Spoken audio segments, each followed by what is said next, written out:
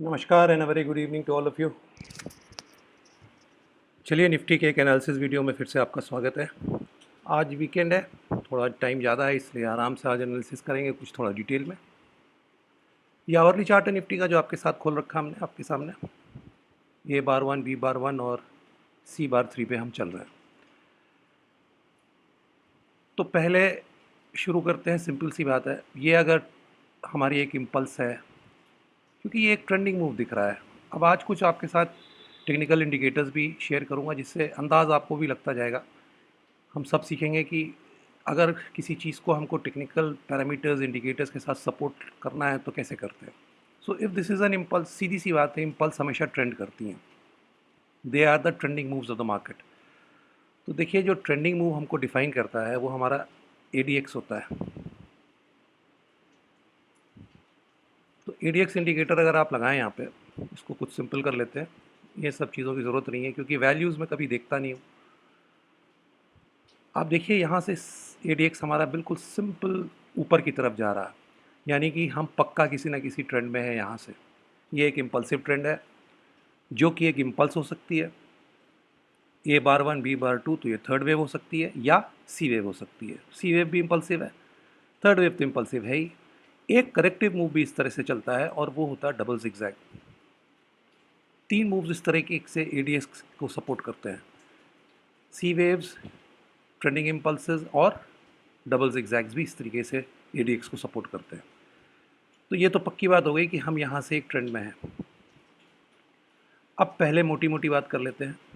अब ऊपर की तरफ हम लगातार बढ़ते जा रहे हैं। थर्सडे को बात हुई थी, फ्राइडे को एक छोटा सा करेक्शन हमें मिला, बहुत ज़्यादा नहीं था। इस जोन में आने की उम्मीद थी लेकिन हम पहुँचे नहीं, यहीं से रिवर्ट बैक मार्केट कर गया और एक नया हाई रजिस्टर किया। तो ये कितना और ऊपर जा सकता है, उसके लिए एक बहुत सिंपल सी कैलकुलेशन कर लेते हैं। ये हमारी A या 1 है, ये B या 2 है। तो C इलोंगेटेड अगर है तो भी 261% के ऊपर नहीं जाएगी, तो 9681 के आसपास का वो लेवल आता है। और अगर थर्ड वेव ये चल रही है जो ऑलरेडी एक्सटेंडेड जोन में है, हाईली एक्सटेंडेड हो सकती है, तो उस केस में भी 261% एक ऐसी वैल्यू है जहाँ जाके ये कुछ ना कुछ रिएक्शन करेगी। तो पहला लेवल जो हमारे पास आता है निकल के, वो आता है 9681 का, यानी कि 9680 एक लेवल लिख लेते हैं। दिस इज़ द लेवल जहाँ अपसाइड पे जाके ये मार्केट कहीं ना कहीं बिहेव करेगा, कुछ ना कुछ रिएक्ट करेगा अगर जाता है वहाँ तक। तो अभी आगे डिस्कस करते जाएंगे तो ये लेवल्स और रिफाइन होते जाएंगे। अब इस वेव को अगर देखें तो मैंने इसमें 1, 2, 3 यहाँ कर रखा। पहले C और 3 यहाँ की बात हो रही थी लेकिन वो हो नहीं सकती है, क्योंकि अगर C यहाँ पे है तब तो C वेव ख़त्म हो जानी चाहिए, बात ख़त्म, क्योंकि इसके ऊपर नहीं जाना चाहिए। लेकिन यहाँ से यहाँ तक कोई करेक्शन हुआ नहीं है। पहला जो करेक्शन दिख रहा है वो ये दिख रहा है।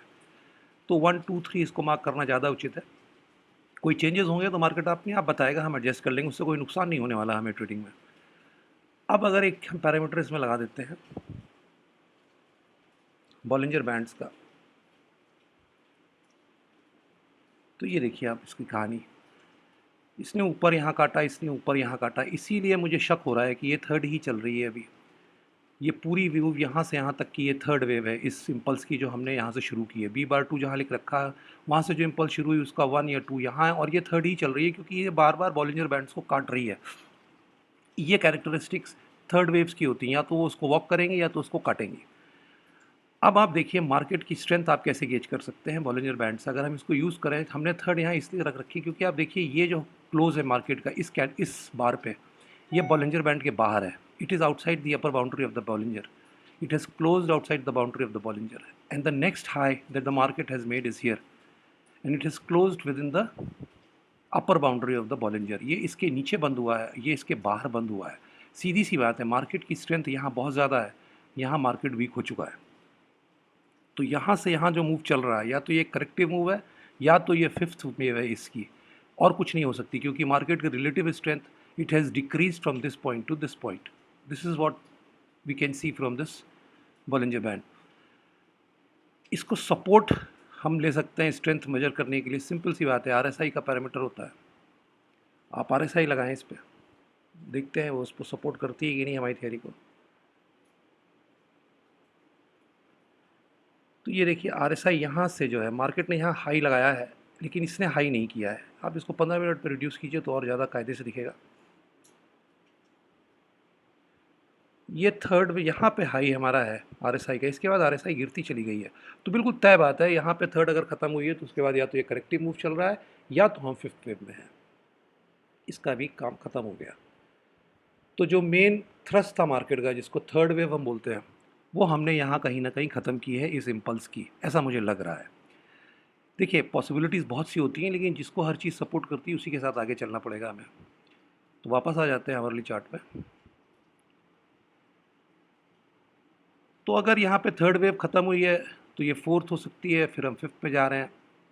फोर्थ ने कुछ रिट्रेस किया ही नहीं है, फोर्थ ने इसको हार्डली 23% रिट्रेस किया इस पूरे मूव को, यहाँ से यहाँ तक का कोई टाइम भी नहीं लिया है। सेकेंड वेव भी छोटी है, थर्ड फोर्थ वेव भी छोटी हुई, तो ये तो मुझे नहीं लगता ऐसी पॉसिबिलिटी है। फिर दूसरी पॉसिबिलिटी है कि हम इसी करेक्टिव मूव में अभी आगे जा रहे हैं, fourth is still in the process of forming. तो उस केस में फिर ये कॉम्प्लेक्स करेक्शन हम यहाँ बना रहे हैं। First leg of the correction is here, the second leg the x wave is moving up, ये यहाँ तक पहुँच चुकी है, ये और ऊपर भी जा सकती है, इसमें कोई गलतफहमी मत रखिएगा। It has still scope to go up, it can move down from here और it can go up also. तो दोनों चीज़ें हैं। अब लेवल्स क्या निकलेंगे इसके, देखिए अगर आप इस पूरे करेक्शन को देखें तो इसने 161% ऑलरेडी मूव कर लिया है इस करेक्शन के एक्स वेव ने, और 261% हमारा 9673 तक जाता है, इसके ऊपर एक्स वेव्स जाती नहीं है। तो ये जो 9680 हमने लिख रखा है ये इसी के अंदर है, तो ये लेवल तो यहीं पे रह गया। दूसरा क्या है, इस मूव को अगर आप यहाँ से देखें तो ये A B and then the C, इसका भी अगर हम प्रोजेक्शन निकालें तो इस ए वेव को अगर हम प्रोजेक्ट करते हैं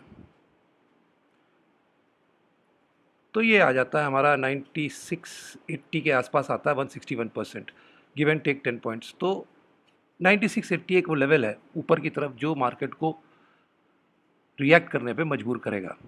देखिए ये पैटर्न जो बन रहा है ऊपर, ये भी एक करेक्टिव पैटर्न ही दिख रहा है मुझे। अब ये आगे जाके कुछ भी बन सकता है, लेकिन आज की तारीख में जो दिख रहा है ये सिंपल करेक्टिव पैटर्न दिख रहा है, जिसको ट्रेडिशनल लीनियर वेट में WXY कहते हैं। This is the W wave, this is the X wave going on and then we will take a Y wave. और हम लोग इसको दूसरे तरीके से भी देख सकते हैं। This is the first corrective pattern which is a flat, irregular flat, it is to be separated by an x wave. ये एक्स वेव चल रही है हमारी, जो 9680 तक जा सकती है, कोई दिक्कत नहीं है, उसके पहले भी ख़त्म हो सकती है, but it can, the point is it can move higher from this level. Maximum it can go to 9680, 9700. From there it should react, but it can react from this point also. So this is the first leg of the correction, a flat, a regular flat, and then we are into the X wave, and then we will get another correction. अब वो correction की मियाद कहाँ तक जा सकती है, तो उसके लिए आप सिंपल सी बात है, यहाँ से रिट्रेसमेंट लगा दीजिए इसका। सेकेंड वेव हमारी कुछ भी नहीं हुई है यहाँ पे, आप देखिए। तो थर्ड वेव अगर रिट्रेस होगी फोर्थ वेव के द्वारा तो 38% तो हर हालत में होगी, मिनिमम 38% तो होना ही है, क्योंकि सेकेंड वेव बिल्कुल मिनिमल है, सेकेंड वेव में कुछ है ही नहीं, हार्डली 23% भी नहीं है मेरे ख्याल से। तो फोर्थ वेव को रिट्रेस करना पड़ेगा अगर इसको ऑल्ट्रेशन करना है। तो 38% जो मिनिमम है वो 9303 का लेवल आता है। So whenever we finish this x wave, the so called x wave that is moving up, we should retrace to 9303 levels. So please remember, this is not a irregular flat that is forming. कुछ लोग इसको यहाँ पे A कर सकते हैं, इसको B कर सकते हैं और फिर C कर सकते हैं। ये नहीं हो सकता है, क्योंकि B बहुत ऊपर जा रही है, अगर इतना ऊपर B चली जाएगी तो फिर C वेव इस लो को काटेगी ही नहीं। और हमारा जो मिनिमम 38% रिट्रेसमेंट आ रहा है वो 9303 आ रहा है, तो ये A नहीं है, ये फर्स्ट करेक्टिव पैटर्न यहाँ कंप्लीट हुआ है। This is going to be separated by next wave and then we take the second corrective pattern, we should land somewhere here. ये जो करेक्टिव जोन है यहाँ पे, इसको हटा लेते हैं। ये जो बॉक्स है हमारा, जो पिछली बार भी मैंने बनाया था, ये वो टारगेट एरिया है मेरा, जहाँ पे कहीं जाके हम फोर्थ वेव को ख़त्म करेंगे। ये एक पॉसिबिलिटी है इसमें। अब आप सोचिए ये इस तरह की एक्स वेव्स कैसे बनती हैं। देखिए इलियट वेव पूरी की पूरी मास साइकोलॉजी पे है। हम क्या सोचते हैं एज अ ट्रेडर, जितने दुनिया भर के ट्रेडर्स हैं उस पर डिपेंड करता है। जब यहाँ पे हम खुले थे फ्राइडे मॉर्निंग को, तो SGX डाउन था, डाउ फ्यूचर्स डाउन थे, नैस्डैक फ्यूचर्स डाउन थे, US मार्केट भी करेक्ट हो चुके थे रात में। सब कोई शॉर्ट में ही होना था, सबको, सब ने शॉर्ट्स लिए, हम शार्पली फॉल हुए। लेकिन उसके बाद फिर मार्केट ने अपने टेक्निकल्स को रिस्पेक्ट किया और ऊपर चलना शुरू कर दिया। ये पूरा का पूरा वो स्टॉप लॉस जाने का खेल है जो ट्रेडर्स ने शॉर्ट करके रखे थे। पहले यहाँ सबके स्टॉप लॉस ट्रिगर हुए डे के ऊपर के हाई पे, मार्केट नीचे आया थोड़ा सा, फिर जब नीचे आया मार्केट तो फिर लोगों ने शॉर्ट किए, लेकिन फिर वो ट्रिगर करता हुआ ऊपर चला गया। This is a slow cumbersome move when you compare it with this move. this sharp fall that you are seeing here. So this X wave usually depends when people are trapped. जब most of the people are trapped in the opposite side of the trade. So ये shorters थे जिनके stop loss trigger होते गए धीरे धीरे करके और मार्केट से वो हटते गए. ऐसे मार्केट में होता है क्या, eventually many people are short. You see when you see a fall like this supported by NXT Nifty showing down and Nasdaq showing down, Dow showing down, then most people are shorts. or eventually when the market goes up there is no one to short the market after that. अब यहाँ पे कोई आदमी short लेने को तैयार नहीं होगा. Everybody is on the neutral or on the long side, and then that is where the whole trap is. Anyway, so if we are into the fourth wave, then this fourth wave should finish somewhere here. इस box के कहीं आसपास आके fourth wave को ख़त्म होना चाहिए. उसके बाद फिर फिफ्थ वेव पे जा सकते हैं.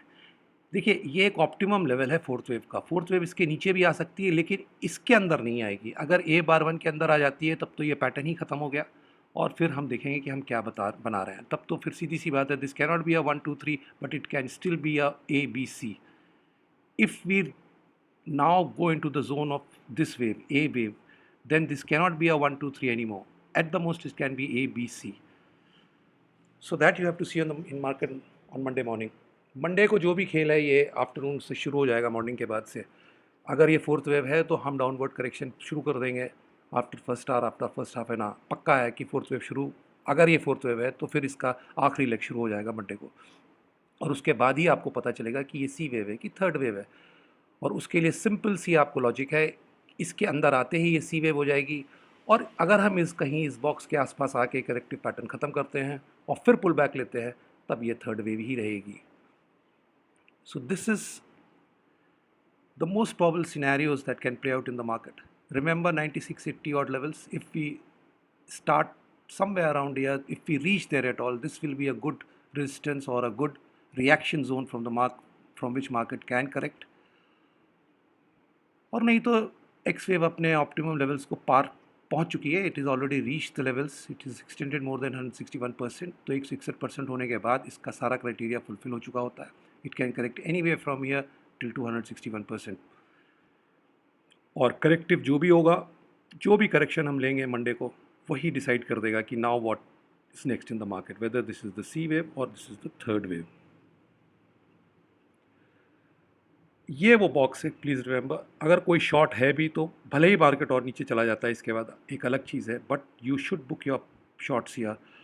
और इस पैटर्न के बाद तो मुझे नहीं लगता किसी को लॉन्ग रहना चाहिए. जैसे यहाँ नहीं रहना चाहिए था क्योंकि ये भी एक करेक्टिव पैटर्न था. वो बात और है कि हम नीचे गिरे और फिर उसके बाद ऊपर चले गए, कोई दिक्कत नहीं है. लेकिन यहाँ भी किसी लॉन्ग की गुंजाइश नहीं है. हो सकता है आप और थोड़ा ऊपर चले जाए, लेकिन लॉजिकली ये चार्ट आपको सपोर्ट नहीं करता है. न्यूट्रल रहना, ये चार्ट बता रहा है आपको न्यूट्रल रहना चाहिए. और मंडे मॉर्निंग को मार्केट जैसे खुलता है उसके बाद ही आपको कोई एक्शन लेना चाहिए. So that is all in this Nifty analysis. We are in a trending move from here, और but we are in the last leg of this move. So we should be careful with the longs and shorts have no position as of now. Yes, Monday you can decide on shorts, but all short positions should be booked if we get somewhere around in this zone and wait for further moves of the market.